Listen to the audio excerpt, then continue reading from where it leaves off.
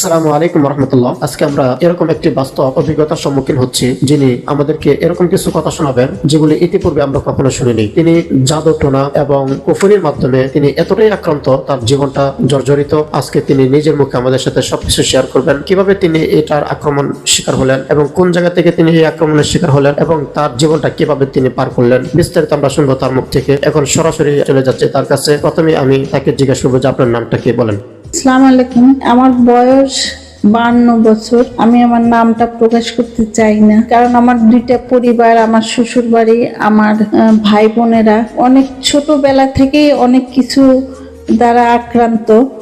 কিন্তু তখন আমি জানতাম না যে আমার সাথে কিছু সমস্যা আছে। শুধু আমার না, আমার পরিবারের সাথেও আমার ভাই বোন এবং আমি যখন আমার শ্বশুর বাড়িতে আসি, তারাও অনেক কিছু এটার প্রভাবে অনেক কিছু বিপদের সম্মুখীন হয়ে যাচ্ছে। আমি এই দুইটা পরিবারকে রক্ষা করার জন্য বিভিন্নভাবে বিভিন্ন চেষ্টা করে যাচ্ছি। সব সময় উপরওয়ালা ডাকি যে আল্লাহ আমাকে এই বিপদ থেকে আমার দুইটা পরিবারকে রক্ষা করো। আমি যখন সিলেটে পড়াশোনা করতাম, সেখানে পড়াশোনা করার সময় কিছু লোক চিনতো আমাকে, আমার পরিচয় হয়েছিল। তারা যে কোনো ভাবেই হোক জানতে পারছে যে আমার সাথে কিছু সমস্যা আছে বা আমার পরিবারের উপরে কিছু প্রভাব আছে। ওইখানে এমন কিছু ব্যাপার আছে যা আমি প্রকাশ করতে চাচ্ছি না, কিন্তু আসল যে ব্যাপারটা, যে এই লোকগুলা আমাকে কবজা করার জন্য বা আমার পরিবার থেকে যে তারা একটা ফায়দা করার জন্য, হ্যাঁ কিছু ব্যাপার আছে।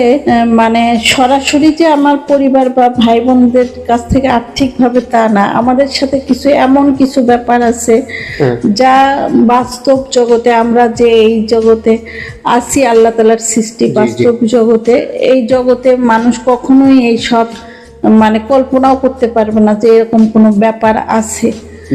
তো যাই হোক, ওই ব্যাপারগুলোর জন্য ওই লোকগুলা, আমি থাকতাম তখন শিবগঞ্জ, সিলেটের শিবগঞ্জ একটা হোস্টেলে পড়াশোনা করতাম। সেই সময় ওখানে সিলেট তো পবিত্র ভূমি, ওখানে কত সাল হতে পারে, 98-99 এইরকম হবে আর কি।